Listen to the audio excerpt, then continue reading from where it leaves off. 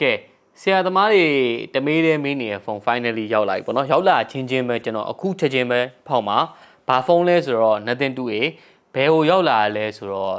ဖုန်းဘာကိုရောက်လာပေါ့နော်ဆိုတော့ကျွန်တော်တော့ထင်တော့မထင်တော့ဘူးမနေ့ကမှကျွန်တော် request တာတောင်းတော့ဟိုစိတ်ဝင်ထွက်တာအောင်မကြသေးဘူးဘယ်လိုလုပ်ကျွန်တော်လက်ထဲရောက်အောင်မှလဲ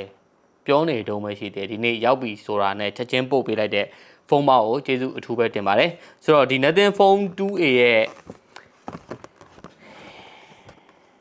ဒီကောင်လေးပေါ့နော်ဆိုတော့ဒီကောင်လေးရဲ့ဈေးနှုန်းကတော့73သိန်းနဲ့15သိန်းဝန်းကျင်လောက်ထိရှိတယ်ပေါ့နော်သူက128နဲ့256ဆိုပြီး version 2မျိုးလာတယ်ဒီရပိုင်းတွင်ဖုန်းပေါက် in stock နည်းနည်းရောက်ဖို့ရှိသေးတယ်ပေါ့နော်ဆိုတော့ကိုကတကယ်လို့စိတ်ဝင်စားနေတယ်ဝယ်ချင်တယ်ဆိုရင်တော့မြန်လေးသွားပြီးလက်ဦးမှုရယူထားမှပဲရနိုင်လိမ့်မယ်ပေါ့နော်ဆိုတော့ကျွန်တော်ကတော့ဆွဲပြီးဖောက်ပြီးဆိုတော့သူကလက်ဆောင်ရမယ်ဒီ original cover လေးပါထည့်ပေးလိုက်တယ်ဒီ original cover လေးရဲ့ဈေးနှုန်းနဲ့တင်စင်ကာပူဒေါ်လာ29ဒေါ်လာ30ဆိုတော့8000 9000လောက်တော့ရှိမယ်ပေါ့နော်ဆိုတော့ဒီ cover လေးတင်8000 9000တသိန်းဝန်းကျင်ပဲထားပါတော့အဲ့လောက်ထိရှိလိမ့်မယ်ဖုန်းလေးကတော့128ဆိုရင်73သိန်းဝန်းကျင်နဲ့256ဆိုရင်14သိန်းခွဲဝန်းကျင်လောက်ထိရှိလိမ့်မယ်ပေါ့နော်ဆိုတော့ကျွန်တော်တို့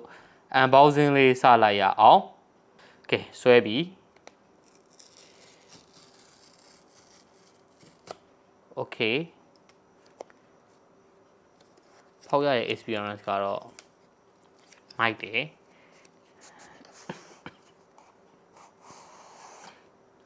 nothing 2a ရဲ့နောက်ထပ်နာမည်တစ်မျိုးကသူတို့ fresh eye ဆိုပြီးတော့နာမည်ပေးထားပါတော့ဒီကင်မရာလေးနှလုံး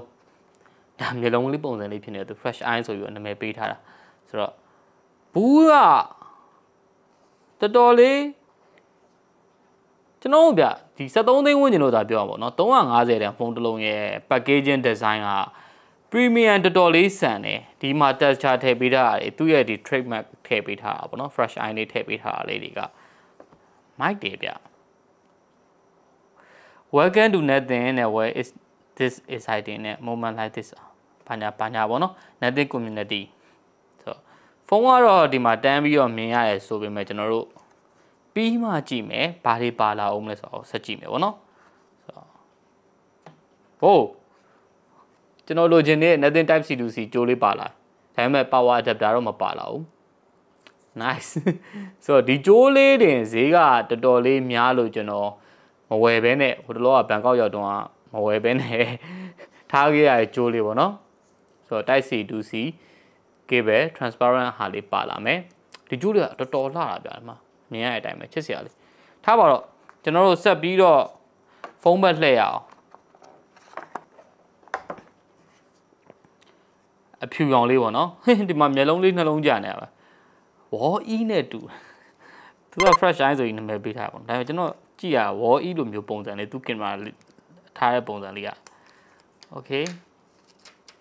ဆိုတော့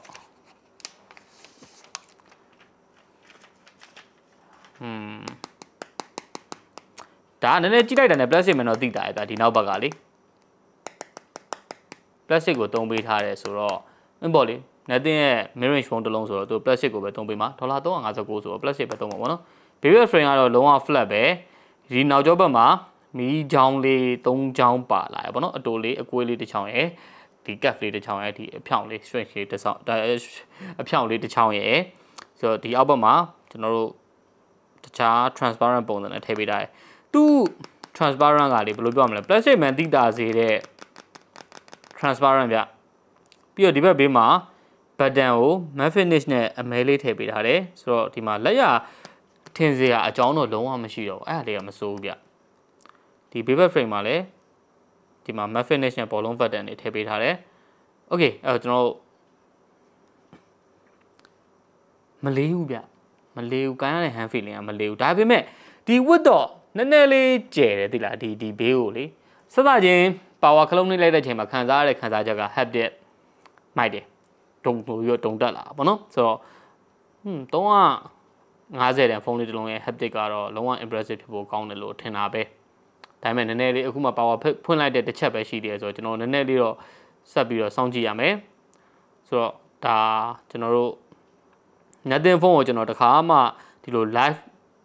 unboxing မလုပ်ဘူးဆိုတော့ setup လေးတစ်ချက်လုပ်ပေးမယ်ပေါ့နော်ဆိုတော့ English ထားပါတော့ခုနကသူဒီမှာရွေးထားတဲ့ UK ပဲထားပါတော့ဒါ skip လုပ်လိုက်မယ် sim ထည့်တဲ့ဟာကိုပြီးရင် wifi ချိတ်တာကိုကျွန်တော် skip လုပ်လိုက်မယ်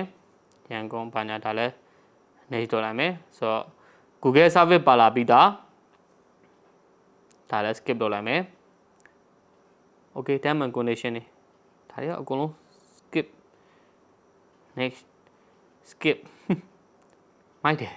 skip လုပ်လို့ရမှာမိုက်တယ် nothing OS 2.5 တဲ့ဆိုတော့သူ့ရဲ့ OS က 2.5 ပေါ့နော်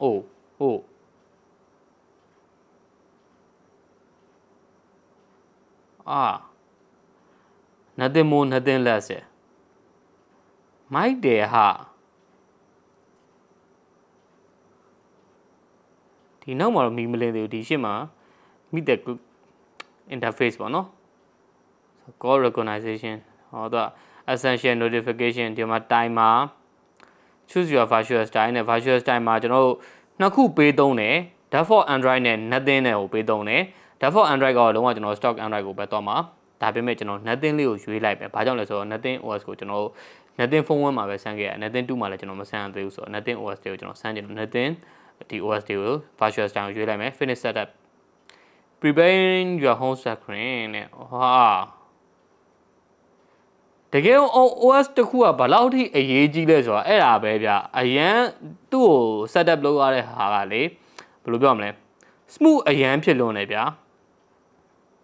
ဆိုတော့တခြားအကြောင်းလေးကျွန်တော်ဆက်ပြောအောင်သူ့ရဲ့ display ကဘယ်လိုနေမလဲဆိုတော့လောလောဆယ် display တွေကိုကျွန်တော်အရင်ဝင်ကြည့်လိုက်မယ် default ကိုမှသူကdark mode နဲ့လာပါဘောနော် dark on ပေးထားတယ် resolution ကတော့ full HD+ ပဲbrightness အနေနဲ့ဆိုရင်1300 nits ရှိလိမ့်မယ်အဲ့တော့မှ refresh အနေနဲ့ဆိုရင် 120Hz OLED panel ကိုသုံးပေးထားတယ်ဒီမှာဘေးကဆွဲလိုက်တဲ့အချိန်မှာ haptic လေးကလည်းတော်တော်ကောင်းလို့ဒီကဘေးကမြားလေးထွက်လာတာလည်းတော်တော်လေး smooth ဖြစ်လို့နေပေါ့နော် HDR ကို support လုပ်ပေးထားတယ်ဆိုတော့သူ့ရဲ့ display ကလောလောဆယ်မှာတော့အများကြီးပြောနေစရာတော့ရှိမှာမဟုတ်သေးဘူးဒါပေမဲ့သူဒီကောင်လေးကတော်တော်ရှင်းလင်းလွန်းတယ်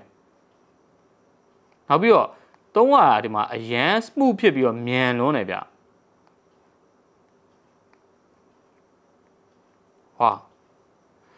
nothing OS ကတော့မဆန်းရလိုက်တဲ့တစ်နှစ်လောက်ကာလအတွင်းမှာတော်တော်ကြီးကို improve ဖြစ်လာပြီထင်တာပဲဆိုတော့ကျွန်တော်ဆက်ပြောစရာကင်မရာပေါ့နော်ကင်မရာကတော့50 megapixel နှလုံးသုံးပေးထားတယ်ဒီကောင်လေးပေါ့နော်ဆိုတော့ဒီကောင်လေးတစ်လုံးကmain sensor ကိုတွားပေးထားတယ် aperture f1.9 နဲ့နောက်တစ်လုံးက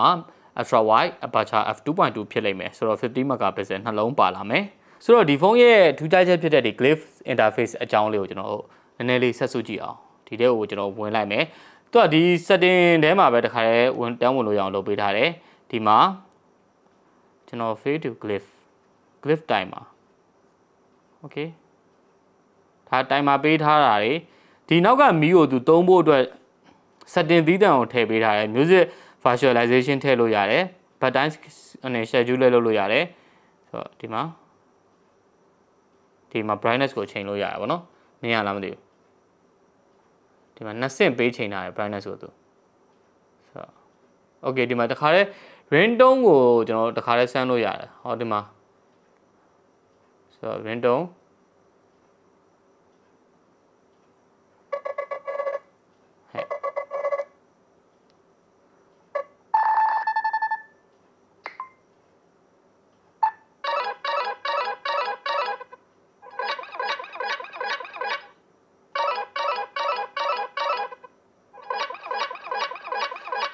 ဆိုတော့သူ ringtone တွေကနည်းနည်းလေးကျွန်တော်နှစ်ခုလုံးမြင်အောင်ဆိုတော့ဒီ ringtone အတန်နဲ့သူနောက်က glyph interface အနေပေါ့နော်မီးလေးတွေကပြောင်းပေးသွားမှာပေါ့နော်ဆိုတော့ဒါလေးတွေကတော့ကျွန်တော်တို့တခြားခုနခဏနေမှာကျွန်တော် ringtone ကြမှာထပ်ဆန်းပေးမယ်လောလောဆယ်ဒီမီးလေးတွေ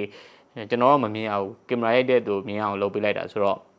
ဘယ်လိုနေလဲတော့မသိဘူးပေါ့နော်ကျွန်တော်လည်းပြီးမှဆက်ကြည့်လိုက်မယ်ပေါ့နော်အဲ့တော့မထူးပါဘူးတခါတည်းကျွန်တော် ringtone နဲ့သွားပြီးတော့သူ့ရဲ့အတန်ထွက် quality ဘယ်လိုနေလဲတော့နည်းနည်းဆက်စုကြည့်လိုက်အောင်ခုနကလိုမျိုး ringtone တွေကလည်းတောင်းပန်ပါတယ်ကျွန်တော် copyright ကိုအရန်ကြောက်ရလို့ဒါကျွန်တော်ဒီ ringtone တွေပဲစမ်းပေးရပါတော့ဒါပေမဲ့ဒီလည်းပဲပြန်ရောက်တာပဲမထူးပါဘူးဆိုတော့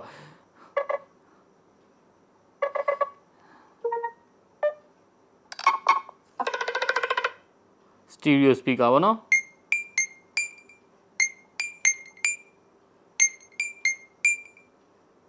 သူ့ ringtone လေးတွေကလေဘယ်လိုပြောလို့ပြောရမှန်းတော့မသိဘူးသူ့ ringtone လေးတွေကသူ့ nothing ရဲ့ငကိုတွေကအဲ့ဒီ set time ပဲတွားထားရဆိုတော့ဒီ ringtone လေးပေါ့နော်လောလောဆယ်အတန်ထွက် quality ကိုဘယ်လိုနေလဲတော့မပြောလို့ကျွန်တော်မရသေးဘူးဒါပေမဲ့ stereo speaker ဖြစ်တယ်ဆိုတော့ပြောလို့ရပြီပေါ့နော်အဲ့တော့တစ်ဆက်တည်းကျွန်တော်တို့ဒီကောင်လေးရဲ့ချစ်စရာလေးဗျာနော်တမျိုးလေးပဲကျွန်တော်ပဲကြိုက်လို့လားမသိဘူးမကြိုက်တဲ့သူကြိုက်ရင်လည်းကြိုက်မှာမဟုတ်ဘူးပေါ့နော်ဒါပေမဲ့ကျွန်တော်ကြည့်ရတော့ချစ်စရာပုံစံလေးအဲ့တော့ကျွန်တော်တစ်ဆက်တည်းကင်မရာလေးတစ်ချက်လောက်စမ်းကြည့်ရအောင်ဆိုတော့ကျွန်တော်ဒါဒီ Zoro လေးကိုတစ်ချက်အရင်ရိုက်ကြည့်လိုက်မယ်ပေါ့နော် Okay ဟို portrait မှာလည်း 2x နဲ့ရိုက်လို့ရတယ်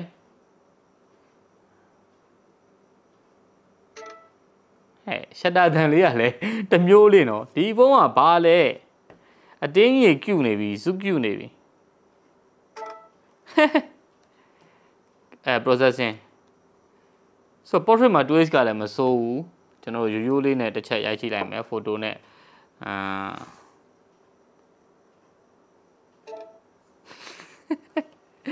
ကင်မရာ shutter အတန်ကမသိရင်လေ ring on တခုခုအတန်နဲ့အောင်တူသေးတယ်